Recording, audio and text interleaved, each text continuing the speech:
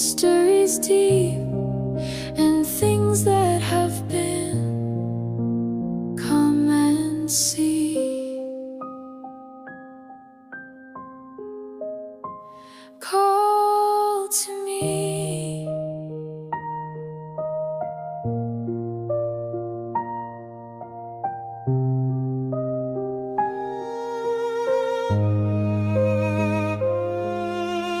You don't have to walk alone.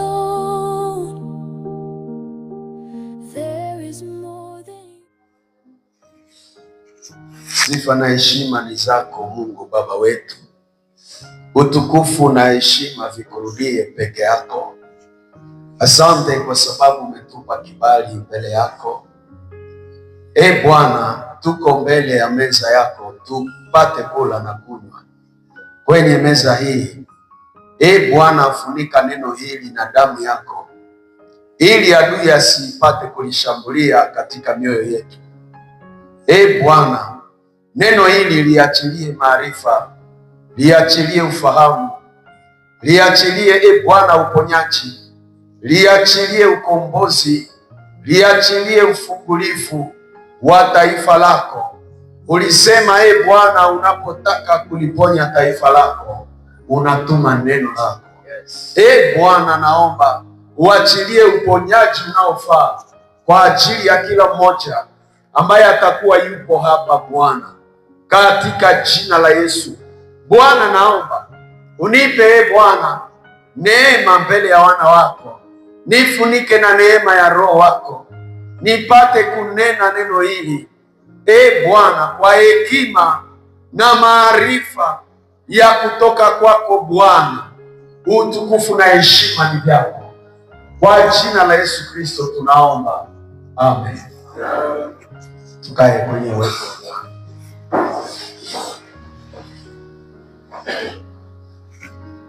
Tunashukuru Mungu kwa ajili ya siku ya leo.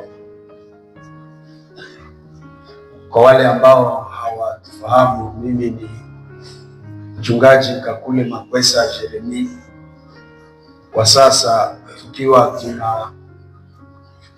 tunasimama pamoja na watumishi wengine pale kanisa ya Keshero. Asante, Mungu awabariki. Tumepewa somo kubwa ambayo inasema juu ya muombaji na kukomaa.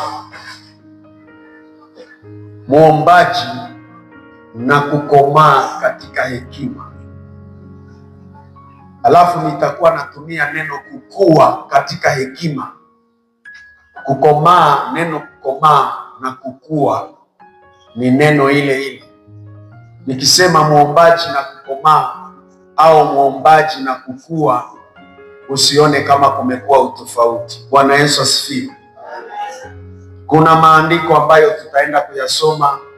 Tutasoma maandiko ya Yakobo 1 andiko la 5, Mithali sura yake ya 4 andiko la 7, Waefeso sura yake ya 1 andiko la 17 hadi 18. Tuanzie ile andiko la Mithali sura yake ya 4 andiko lile la 7. Neno la Mungu linasema, bora hekima, basi jipatie hekima, naam, kwa mapato yako yote jipatie ufahamu. Neno la Bwana, amen. Kwa mapato yako yote jipatie hekima, bora hekima. Tuangalie kile kitabu cha Yakobo. Tuangalie Yakobo sura yake ya 1 andiko la 5. Yakobo sura yake ya 1 lile andiko la 5. Neno la Bwana linasema hivi: lakini mmoja wenu akipungukiwa hekima na afanye nini? Na aombe dua kwa Mungu awapaye wote kwa ukarimu, wala hakemei, naye atapewa. Wala hakemei, naye atapewa. Nilipenda uone mtu akipungua kwenye hekima na afanye nini? Na aombe Mungu. Kile kitabu cha Waefeso sura yake ni ya kwanza, andiko la 17 na 18. Waefeso sura yake ya kwanza 17, andiko lile la 17 na 18 inasema, Mungu wa baba wetu Yesu Kristo, Baba wa utukufu, awape ninyi roho ya hekima na ya ufahamu katika kumjua yeye. Macho ya mioyo yenu yatiwe nuru, mujue tumaini la mwito wake jinsi lilivyo, na utajiri wa utukufu wa urithi wake katika watakatifu jinsi lilivyo. Ni neno la Bwana. Amen.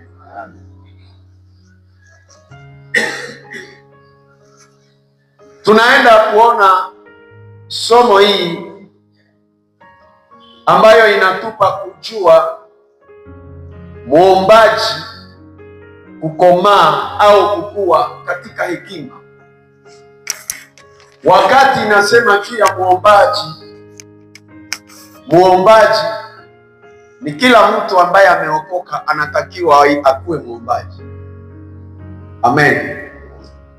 Sio kwamba kuna kikundi cha waombaji alafu wale ndio wanahusika na somo hili, lakini kila mtu ambaye ameokoka anatakiwa awe namna gani? Awe muombaji. Kama kuna kitu kimechelewesha taifa la Mungu sana na kuliweka katika kiwango cha staili ambayo dunia inaonekana inakuwa na uwezo sana juu ya kanisa, ni wakati wana wa Mungu wameshindwa au wamekosa kukua, wamekosa kukomaa katika hekima. Kuna vitu vinavyotambulisha kwamba mtu amekomaa na mtu hayafanya nini? Hayakomaa. Unaweza ukawa Mkristo lakini uwe haujakomaa. Kanisa limechelewa sana katika hali ya utoto kiroho. Nashukuru kwamba wale ambao walitunga somo hii walienda kuonesha kukomaa katika hekima. Bwana Yesu asifiwe. Kama kuna kitu kilinisumbua sana, ni wakati nilikuwa ninajifunza namna jinsi wanafunzi wa Yesu waliishi na Yesu siku mingi, lakini walikuwa bado hawajakomaa. Kuna kitu ambacho kilinisumbua sana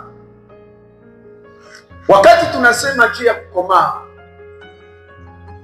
Ukipenda kutambua umekomaa au mtu amekomaa au hajakomaa, angalia hali yake ya mahusiano na watu na hali yake ya mahusiano na mazingira yake.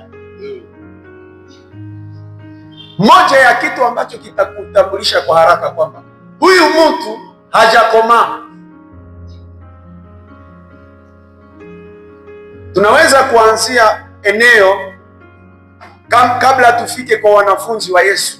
Tunaweza anzia eneo ambayo mtume Paulo alikutana na watu wa Korinto. Alikuta hawa watu hawajakomaa. Tuangalie kile kitabu cha Wakorinto kabla hatujafikia nukta tofauti ambazo tunakuwa nazo. Wakorinto wa kwanza sura yake ya 3 andiko la kwanza. Nimesema ili utambue mtu amekomaa au hajakomaa kwenye eneo ya hekima, unaweza elewa mahusiano yake na watu na mahusiano yake na mazingira yake. Mungu ametuweka tuwe na mahusiano na watu. Biblia inasema hivi, lakini ndugu zangu, Wakorinto wa kwanza sura yake ya 3 eneo la kwanza inasema, lakini ndugu zangu, mimi sikuweza kusema nanyi kama watu wenye tabia ya kiroho, bali kama watu wenye tabia ya namna gani? Ya kimwili. Kama watoto wa namna gani? Wachanga katika Kristo.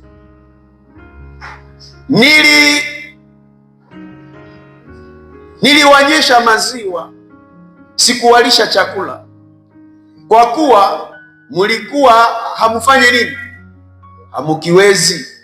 Naam, hata sasa hamukiwezi. Kwa nini? Kwa maana hata sasa ninyi ni watu wa tabia za mwilini. Maana ikiwa kwenu kuna usuda na fitina, je, ninyi si watu wa tabia ya mwilini? Tena munaenenda kwa jinsi ya kibinadamu.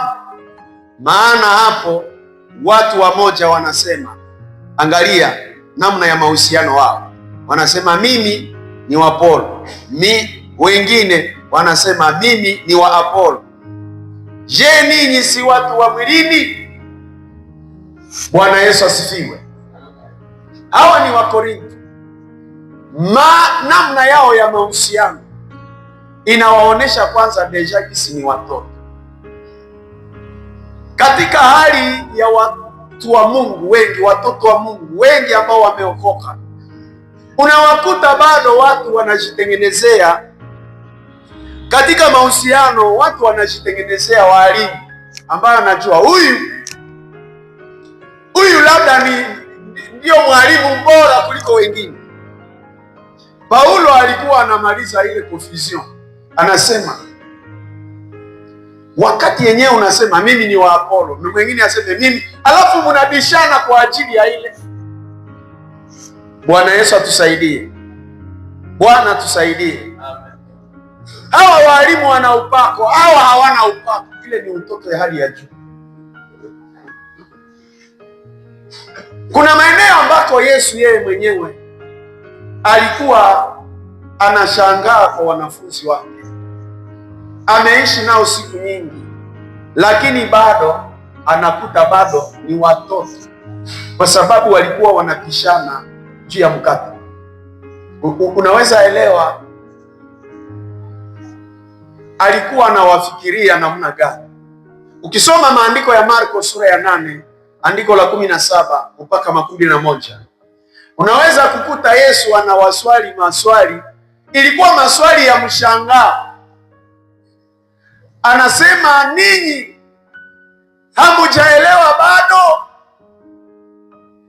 Biblia inasema walikuwa wanabishana juu ya mkate. Maana ukiona watu wanabishana juu ya mazingira yenyewe inawazunguka, ina maana hii deja inakuonesha kwamba hawa watu ni watu wa aina gani. Bwana Yesu asifiwe. Ni kwamba alikuwa anashangaa, anasema nimekuwa na nyie siku zote za paka hivi, wakati nilibariki mikate 5 na samaki 2, mulisaza vitunga vingapi? Wanaongea, anasema hamujaelewa bado. Ni kama anashangaa, anakuta hawa watu kuna vitu ambavyo wamekuwa naye lakini hawakujichukulia hekima ambayo Bwana alikuwa nayo kwa ajili yao. Bwana Yesu atusaidie. Wapendwa, kutembea na Yesu ni kitu kingine na kukomaa ni kitu kingine.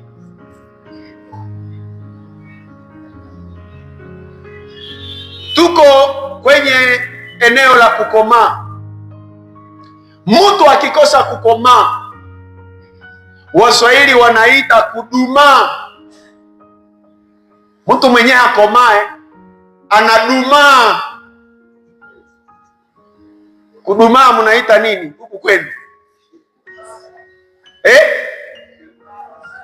Kufanya nini? Njoo kufubala. Haki ya Mungu.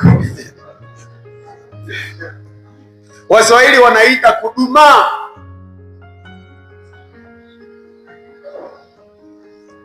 Kudumaa au kutokukomaa inamnyima mtu kutembea kwa viwango vya juu na Mungu.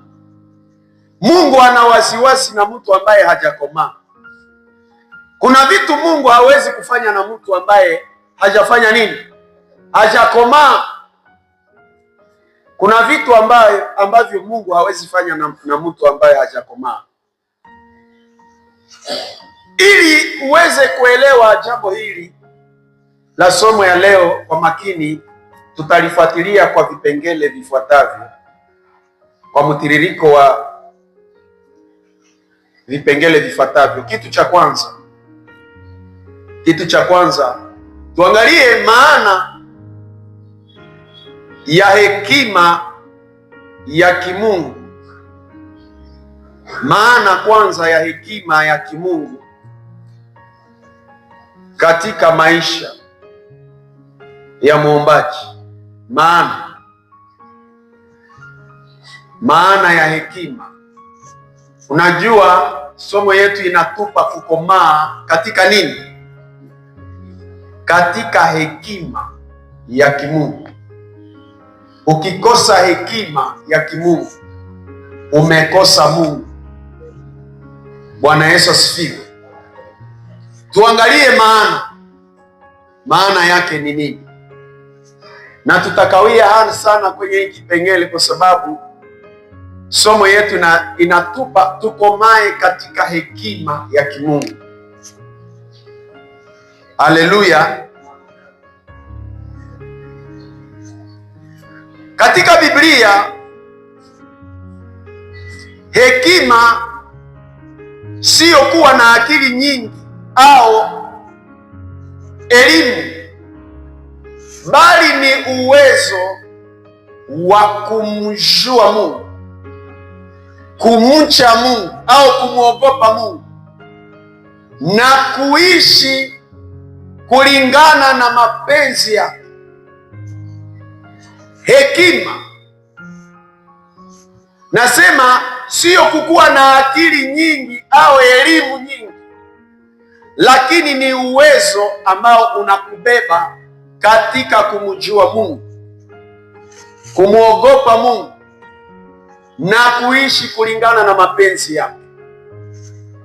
Bwana Yesu asifiwe. Kile kitabu cha Methali sura yake ya 9 andiko la 19. Tuangalie itatuambia nini. Methali sura yake ya 9 andiko la 19. Hekima ni kitu gani? Tuangalie Methali anasema nini kuhusu hekima.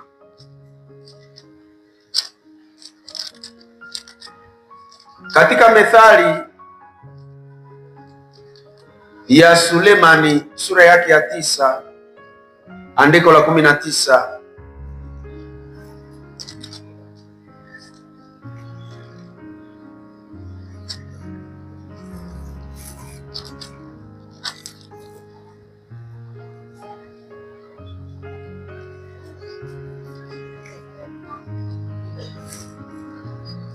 Kuna maeneo ambako sione, lakini wakati nilikuwa na repertori nilikuwa natafuta andiko ambayo inasema kumcha Bwana ni mwanzo wa nini? wa hekima ni 9:10. Nilirepertorie mubaya. Inasema kumcha Bwana ni mwanzo wa hekima. Kumjua mtakatifu ni nini? Kumjua mtakatifu ni ufahamu. Bwana Yesu asifiwe. Kumcha Bwana ni mwanzo wa hekima. Sasa angalia, kumjua mtakatifu ni ufahamu. Ina maana kwamba hauwezi kupata hekima zaidi ya kiwango unamjua Mungu. Hauwezi kupata hekima. Biblia inasema kumcha Bwana, ili umuche Bwana, ili umuogope Bwana, lazima umjue. Bwana Yesu asifiwe. Hauwezi ogopa kitu ambacho haujakijua bado. Kwanza hakiwezi, kitu chenye haujajua hakiwezi kusumbua, hauna shida nacho. Tukienda kwenye kitabu cha Yakobo, kwenye hii ufafanuzi wa hekima, Yakobo 1:5 inasema, lakini mtu wa kwenu amepungukiwa na hekima, na afanye nini? Na aombe Mungu apewe. Hii inaonyesha ya kuwa hekima ya kweli inatoka wapi? Hekima ya kweli inatoka kwa Mungu. Maana yake kiwango unaweza ukaomba Mungu, umuombe Mungu akupe hekima, na Mungu kukupa hekima, usifikiri atakubandika hekima kama hajakufundisha.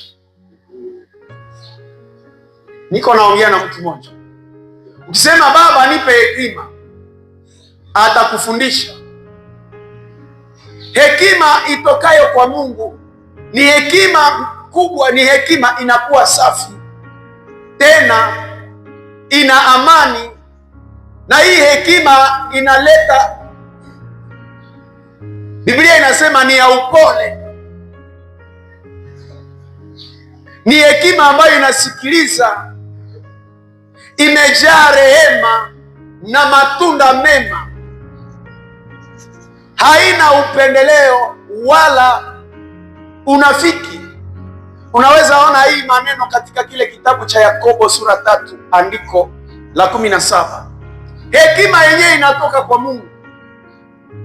Ni hekima ambayo inafanya nini? Ni upole. Kukuwa mpole lazima ufundishwe upole wa kimungu, na kunatokana na nini? Biblia inasema ni tayari kusikiliza. Mtu mwenye hana hekima haiko tayari kusikiliza watu.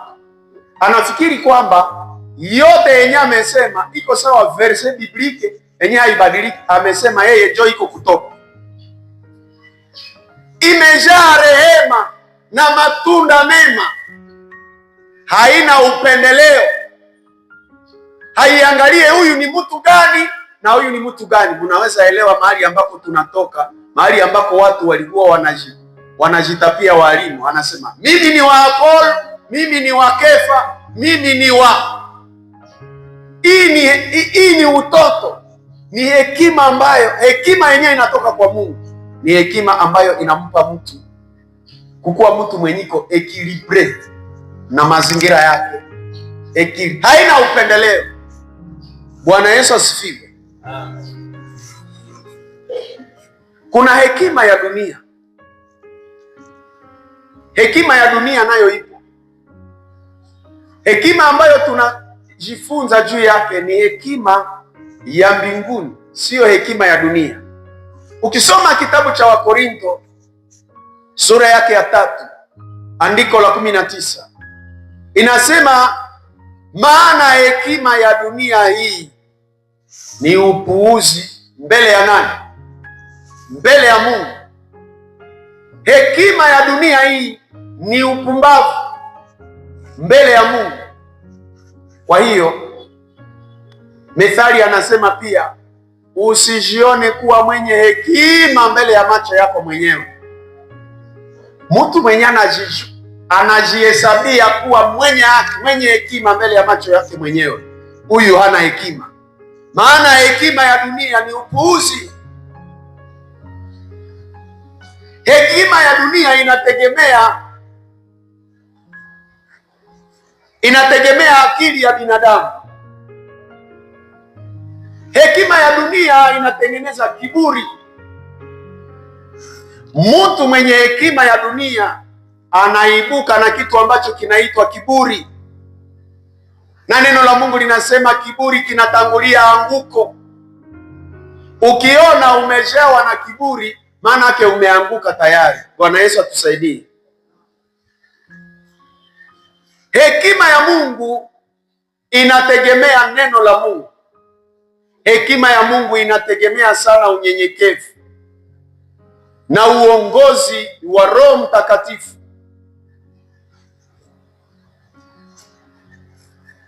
Tuangalie eneo la tatu, ni eneo la kukomaa katika kumjua Mungu. Kukomaa katika kumjua Mungu.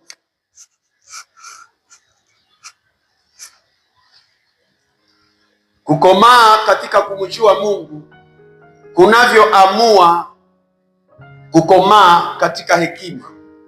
Kukomaa katika kumjua Mungu kunavyoamua kukomaa katika hekima ni sehemu yetu ya tatu ya somo hili. Tulisema sehemu ya kwanza inaleta maana ya hekima. Hekima ni kitu gani?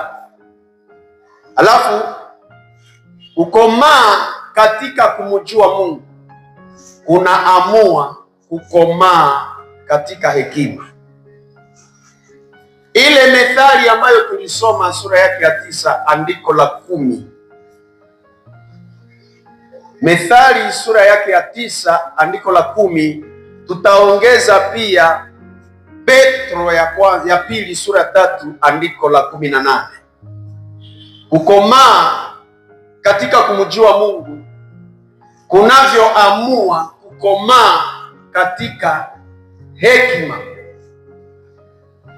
Neno la Mungu linatuambia kumcha Bwana ni mwanzo wa hekima. Sasa angalia, na kumjua mtakatifu wa nini? Na kumjua mtakatifu. Mungu ndiye anaitwa mtakatifu wa Israeli. Ukiona neno hili katika Biblia inakuonesha kwamba kumjua mtakatifu ni ufahamu. Sasa ufahamu unakuja kwa kufundishwa. Hauwezi fahamu mpaka umefundishwa. Sijui kama mtu ananielewa. Tuunganishe na kitabu cha Petro ya pili sura yake ya 3 andiko la 18. Petro ya pili sura yake ya 3 andiko la 18.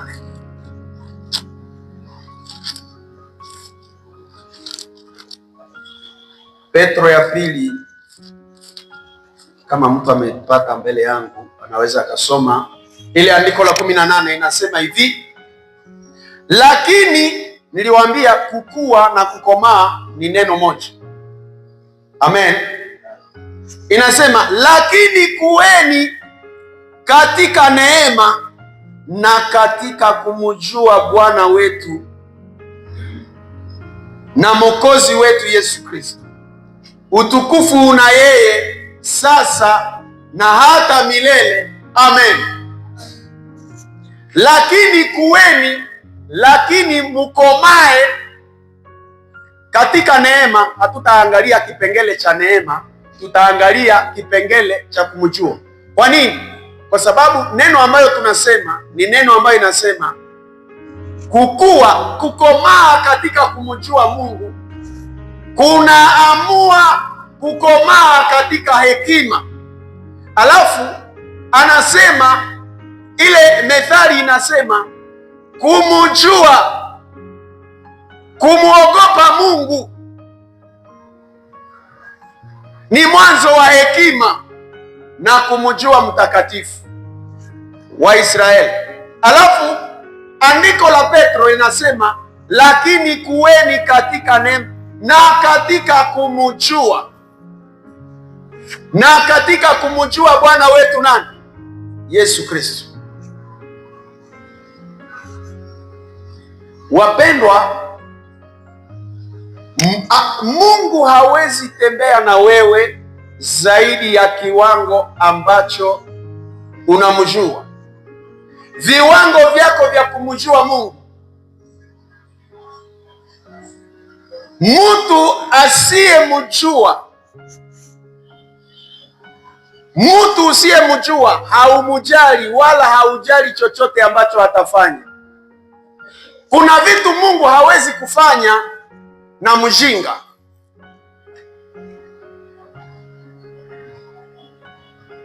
Kuna vitu ambavyo Mungu hawezi kufanya na mjinga. Ujinga unakunyima kiwango cha kutembea na Mungu. Mungu hawezi tembea na wewe katika hali ambayo haujamjua. Ndiyo maana Hosea alisema, ile Hosea sura yake ya 6 andiko la 3, alisema nasi na tujue na tuendelee kumjua Mungu. Kumjua Mungu ni jambo endelevu, ni jambo ambalo linaendelea. Nasi na tujue na tuendelee. Mtu hawezi kuambia nishakajua Mungu. Mnanielewa? Mtu hawezi kuambia mie nishakajua Mungu. Ule atakuwa na amekuwa na kiburi chenye hakina maana. Kwa nini? Wapendwa, Mungu tunayemwabudu katika Kristo Yesu ni Mungu wa ajabu ambaye hakuna mtu mwenye atamalizaka kumjua. Haipo.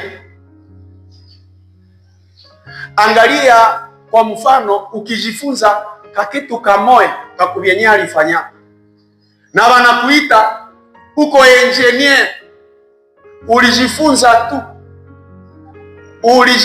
tu kutengeneza tofali na ukajenga nyumba ya sawa hii ile tu.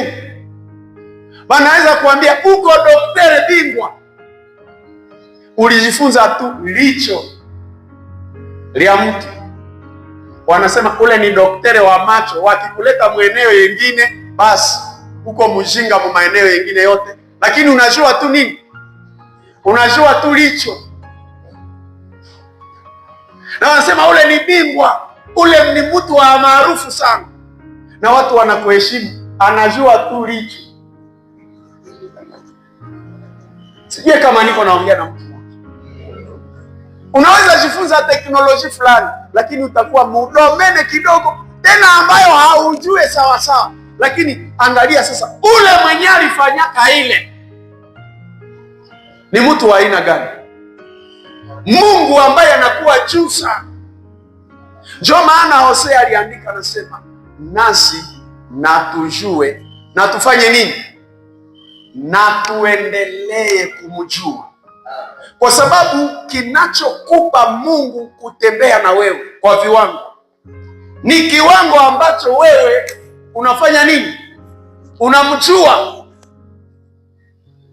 Mahali ambako tulisoma kile kitabu cha Waefeso sura yake ya 1 andiko la 17. Waefeso sura yake ya 1 andiko la 17 inasema nini? Waefeso 1:17 inasema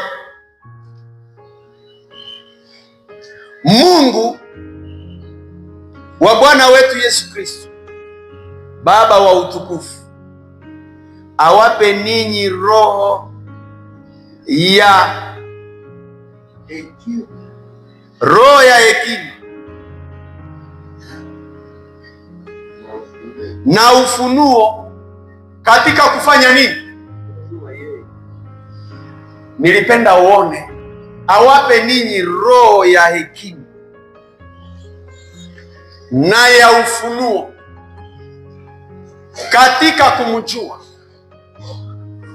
Maanake roho ya hekima inakuja katika kumjua. Hawezi pata roho ya hekima zaidi ya kiwango unamjua. Lakini acha nikwambie, roho ya hekima inatakiwa itangulie roho ya ufunuo. Mtu akipata ufunuo bila hekima atamaliza wapi? Lazima upate kwanza hekima, alafu ndipo upate ufunuo. Ukikosa hekima na ufunuo unakujilia, na ndio maana wengi sana na waombaji wengi, wakati anapata ufunuo alafu hana hekima, mara moja anaona kama ashakuwa yulu. Wengine unakuta asha kumakuma watu, anawapeleka mu mazingira fulani, anasema sie ndio tunakuwaka na ufunuo, wale watu hawana ufunuo. Ufunuo wako unalemaa, ni ufunuo ulemavu, kwa sababu unakosa kitu cha maana sana ambacho kinaitwa nini? Hekima. Bwana Yesu asifiwe. Alafu anasema naomba, huyu ni mtume Paulo alikuwa naombea wa Efeso, anasema naomba Mungu awape roho ya hekima na ya ufunuo katika kumjua yeye. Katika kumjua yeye.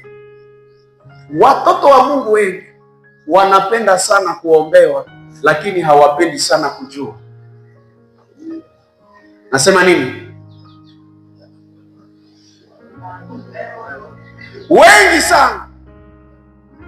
Wengi sana maeneo ya kufundishwa, maeneo ya kupata ufahamu ya kimungu hawako tayari. Lakini ukisema kuna maombi tutaombewa, napenda sana kuomba, lakini wapendwa, kuna vitu Mungu hawezi kufanya mpaka umejua. Kuna vitu ambavyo unaweza ukaomba Mungu mpaka vile vitu visome ndani yako na hayakupa. Uko mtu mwenye niko naongea naye, watu hawasikii. Nasema hivi, kuna vitu Mungu hawezi kukufanyia mpaka amekufundisha. Unaweza ukaomba, acha nikuulize mtoto wa Mungu, ili uombewe miaka ngapi? Uombewe miaka ngapi kama uko naomba ukwake daktari, alafu tunakuombea miaka yote yenye daktari anafanyaka mu masomo, alafu unatoka kumaombi umekuwa daktari?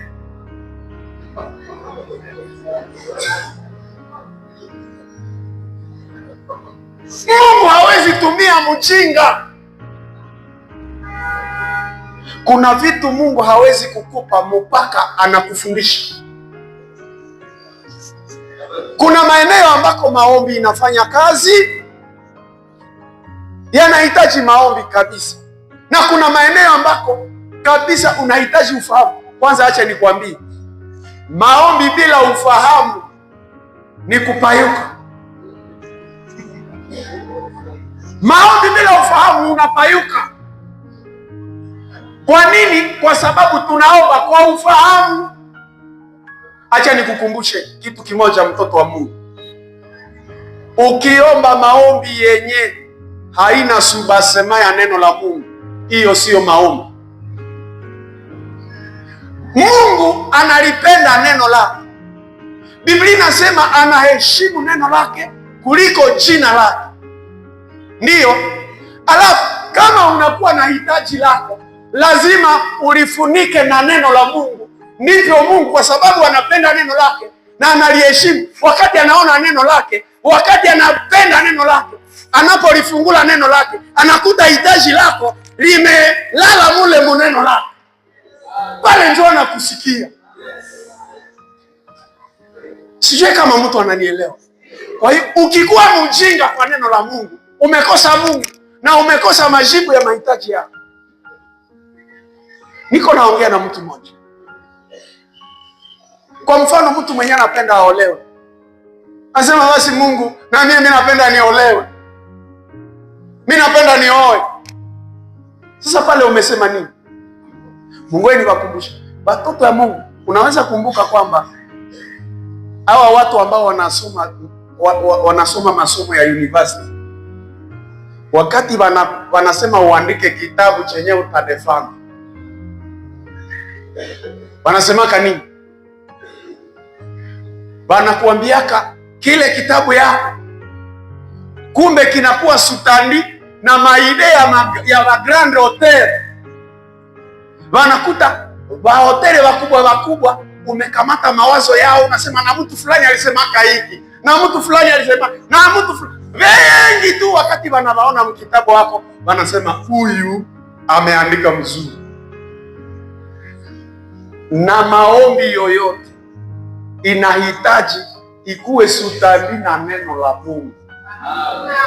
Sasa kama haujue neno la Mungu, haumjue Mungu, na kama haumjue Mungu, Mungu atatembea na wewe padogo sana. Bwana Yesu asifiwe. Amen. Ndio maana Biblia inasema mjue sana Mungu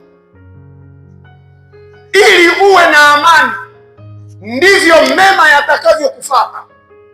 Ukisoma kile kitabu cha Ayubu, tuangalie Ayubu.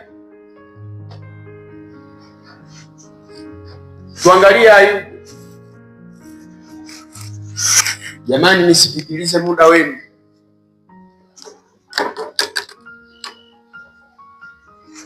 Bwana Yesu asifiwe. Biblia inasema mjue sana Mungu. Hekima ni kumjua. Hauwezi tembea na Mungu usiyemjua. Viwango ambavyo unajua Mungu ndivyo viwango ambavyo Mungu naye anatembea na wewe. Ile Ayubu ya 21, 22, tafadhali, andiko la 21, anasema mjue sana Mungu ili uwe na amani, ndivyo mema yatakavyokujilia. Mjue sana Mungu ili uwe na amani, ndivyo mema yatakavyokujia. Kiwango cha amani yako kinaamuliwa na kiwango cha wewe kujua. Acha nikukumbushe, wakikuambia baseme uende fanya kitu ambacho haujui na wanakulazimisha chenye haujajifunza, utakosa amani. Mnanielewa? Wanakulazimisha nenda ufanye kitu fulani, utakosa amani kwa sababu haujui utaanzia wapi na utaishia wapi. Biblia inasema mjue sana Mungu ili uwe na nini? Ukiona umekosa amani, kuna kitu ambacho umekosa kujua. Bwana Yesu asifiwe. Mjue sana Mungu ili uwe na amani. Anasema yeye ni Bwana wa amani. Anasema nawaletea amani, si kama dunia inavyofanya. Sasa ile amani ili uipate, lazima akufundishe namna ya kupata amani. Bwana Yesu asifiwe. Watu wengi sana wanajua vile, wale ambao wametengeneza sabuni. Wapendwa, unaweza jua maingredia za kutengeneza sabuni, lakini usipofundishwa namna ya kutengeneza sabuni pamoja na maingredia zote, ile ingredia, ile vyombo vya kutengeneza sabuni vinaweza kumaliza hata kama unajua hiki. Ukiweka sude, unakamata sude, unakamata maji, unakamata mafuta, unakamata sijue na kolora. Mimi nasikiaka na mie si atengenezaka kusabuni, mimi nasikiaka. Wakiniletea nayo waseme sasa wewe ndio ule unavijua, tengeneza basi sabuni. Nitakosa kama mtu anajaka kalanga mafuta, nitakosa ile mie si. Nitakosa amani. Biblia inasema ndivyo mema yatakavyokujilia. Unajua Mungu ni mwema. Tena Mungu na neno lake wanatembea pamoja. Mungu na neno lake wako pamoja. Wakati Mungu amekufundisha, wakati Mungu iko anakufundisha neno lake, ni kama iko naweka program za neno lake ndani yako. Iko na neno lake ni maapplication ndani yako. Wakati Mungu anakufundisha, anakuwekea application ndani yako. Sasa application yoyote lazima uweze kuitumia. Sijui kama mtu ananielewa. Kwa wale wote ambao wamefanya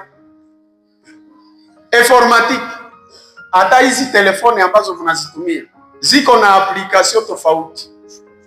Unanielewa? Zile application lazima ujifunze kuzitumia, la sivyo hazina faida kwako. Sasa neno la Mungu ni application. Wakati anataka kukutumia, anaangalia kama ile neno ishakakuwa installe ndani yako. Wakati unaomba, lazima anaangalia eske hii neno imekuwa installe ndani ya huyu mtu. Sijui kama mnanielewa. Kama unafikiri mimi natania, mtaenda uliza wakati utafika mbinguni. Utamuuliza mtoto moya wanamuita Samuel. Tuone Samuel. Ukiona mtoto Samueli alikwama sana kwa sababu ya kiwango adimu cha kutokumjua Mungu. Kile kitabu cha Samueli tutaenda kumalizia pale siku ya leo. Kitabu cha Samueli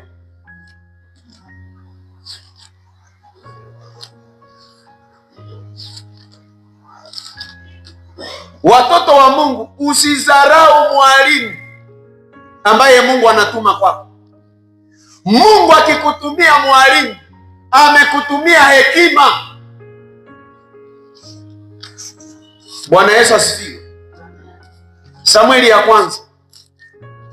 Mungu akikutumia mwalimu, amekutumia hekima ya ajabu. Ukizarau mwalimu, umezarau maendeleo yako mwenyewe. Samueli ya kwanza sura yake ya 3.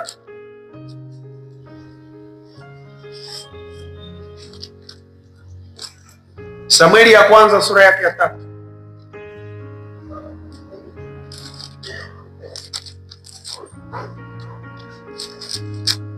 Inasema hivi.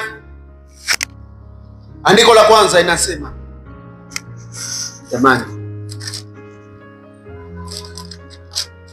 andiko la kwanza inasema, basi mtoto Samueli akamtumikia nani? Mbele ya nani?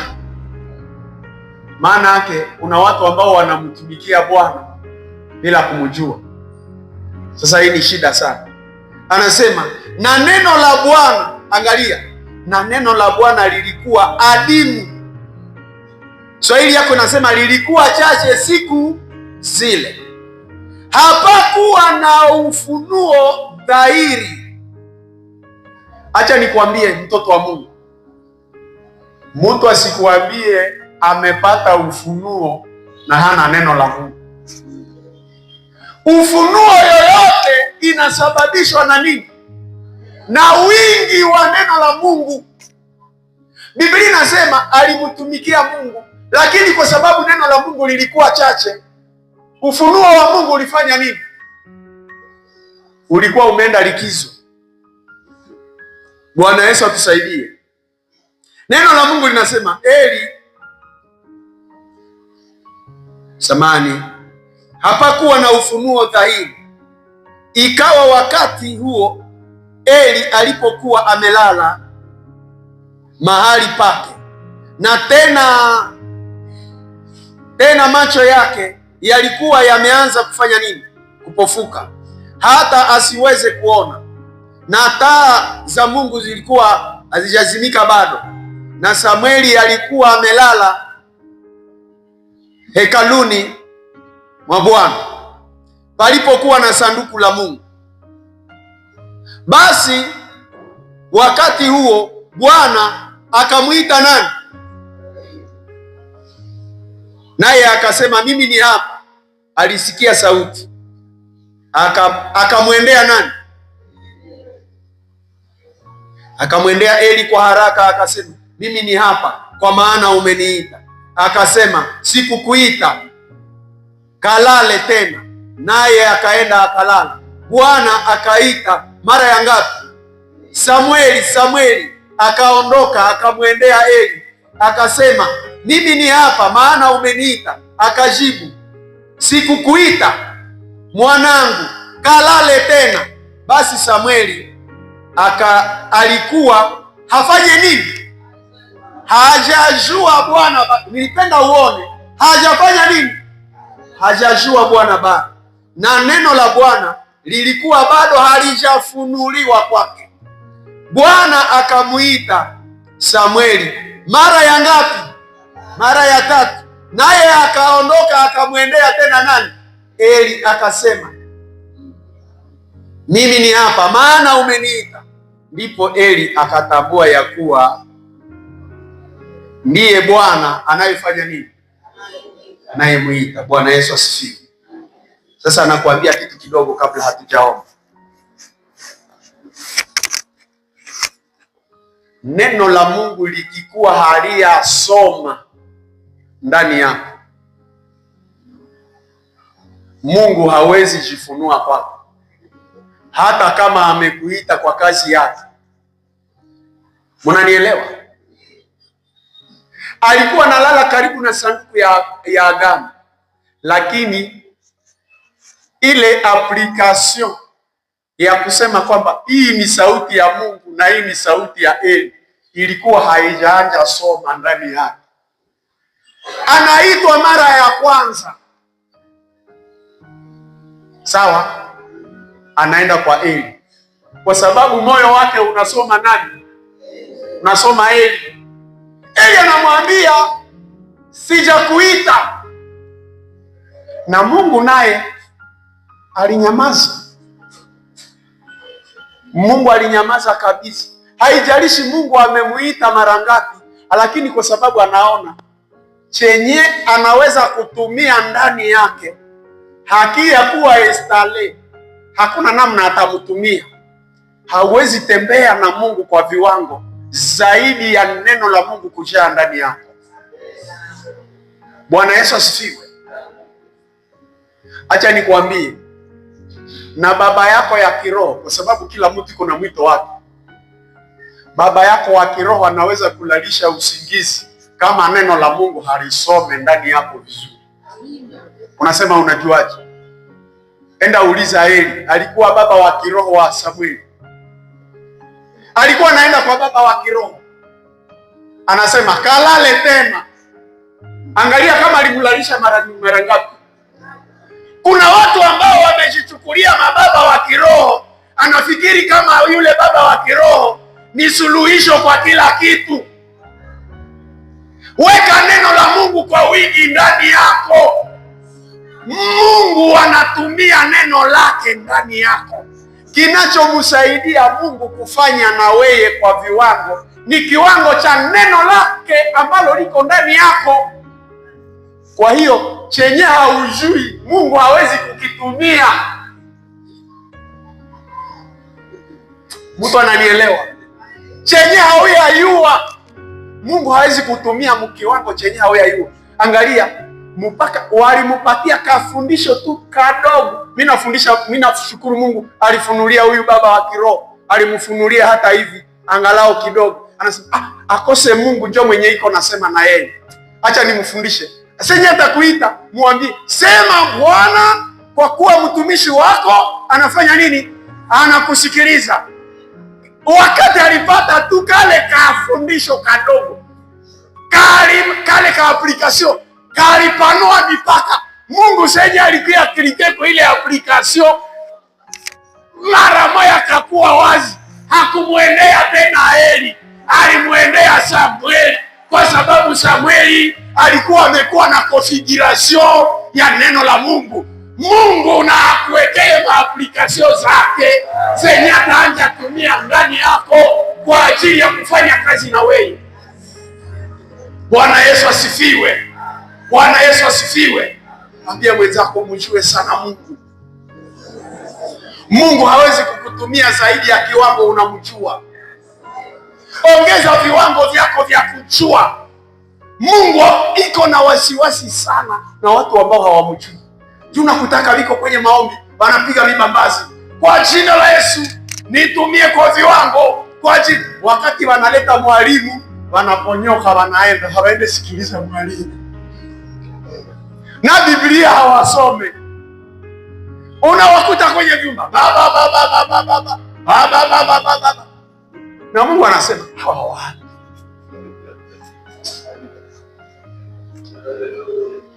Ambia mwenzako acha ujinga. Biblia inasema wewe mwanadamu, acha ujinga na ukaenende katika njia ya ufahamu. Ewe mjinga, acheni ujinga.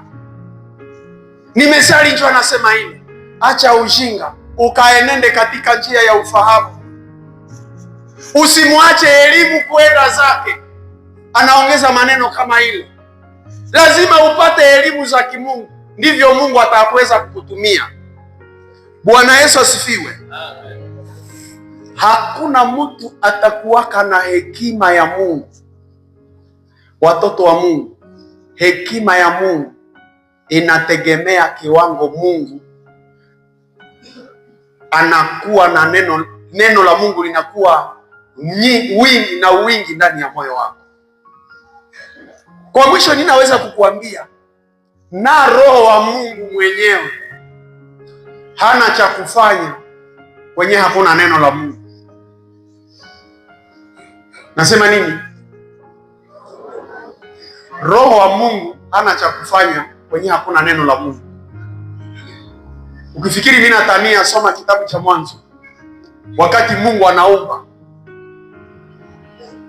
Biblia inasema giza ilifunika dunia na maji.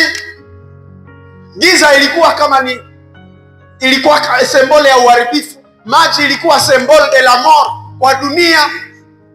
Lakini Biblia inasema Roho wa Mungu alitulia juu ya maji.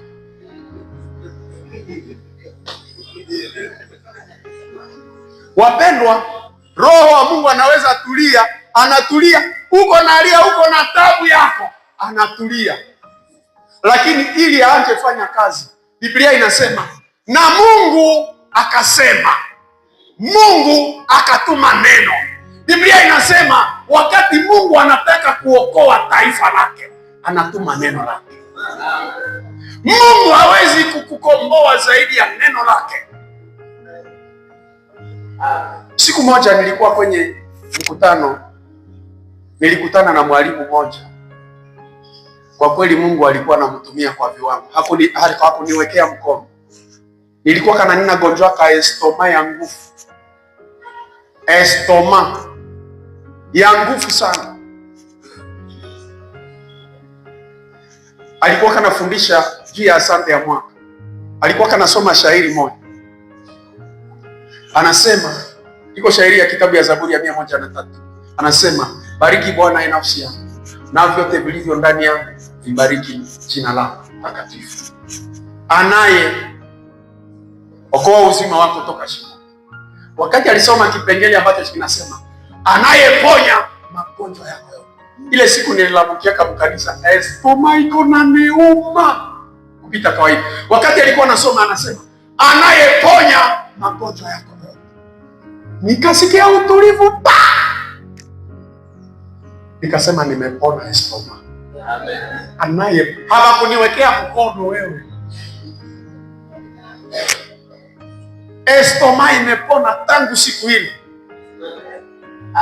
Miaka 6 ndio imeisha. Alisomaka shairi yenyewe nasema anayeponya magonjwa yako yote. nikasikia ukimya, nikasema kwa neno lile nimepona. Bwana akitaka kukuponya anatumia nini? Mtu akianja kukuombea asitumie neno la Mungu, ogopa ule muombaji. Nasema nini? Muombaji yoyote mwenye anakuombea hatumie neno la Mungu katika maombi yake kuhusu kile kenye iko na kuombea, ogopa. Unasema nimekutana na mfrape. Simama kwa miguu yako. Penda neno la Mungu, litakupa hekima ya kutembea na Mungu. Hekima inatoka kwenye neno la Mungu.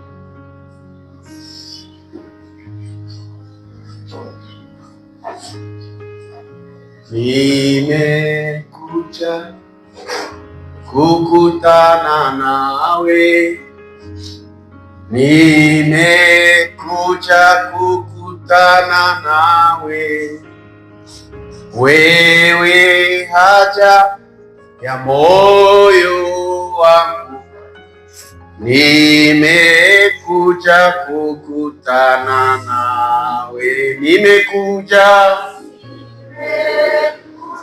kukutana. Acha nikufundishe. Nimekuja kukutana nawe, imba. Nimekuja kukutana nawe, nimekuja kukutana nawe, nimekuja kukutana nawe, wewe haja ya moyo wangu, nimekuja kukutana nawe. Wewe haja, wewe haja ya moyo wangu, nimekuja kukutana. Sema nimekuja, nimekuja kukutana nawe.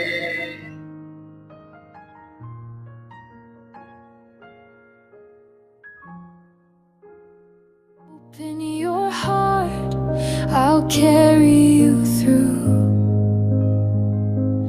I will tell you wonders yet unseen, mysteries deep, and things that have been. Come and see.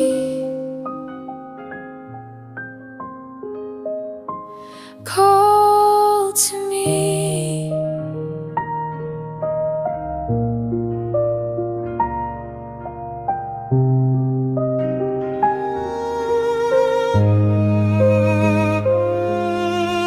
You don't have to walk alone. There is more than you have known. I'm the voice that leads you on. Come, beloved, just hold on. Cry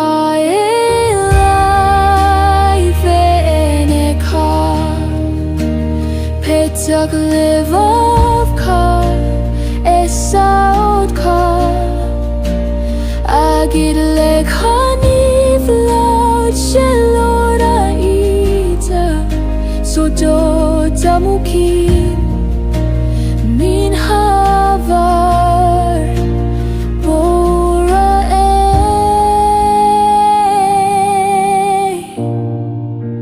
Cry light. Call to me, and I will answer you, for salvation is my name, Yeshua.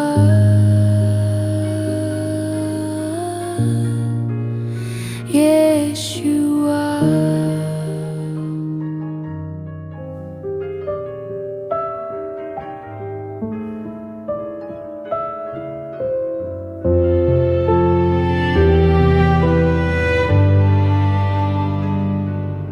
to me, and I will answer you.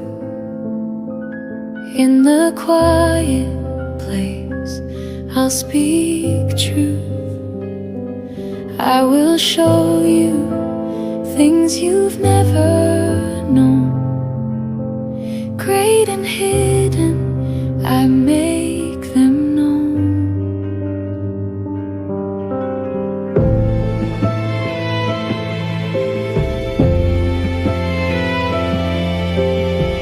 Jeremiah 33:3. Call to me and I will answer you, and will tell you great and hidden things that you have not known. Call to me and I will answer you. Open your heart, I'll carry you through. I will tell you wonders yet unseen, mysteries deep, and things that have been. Come and see.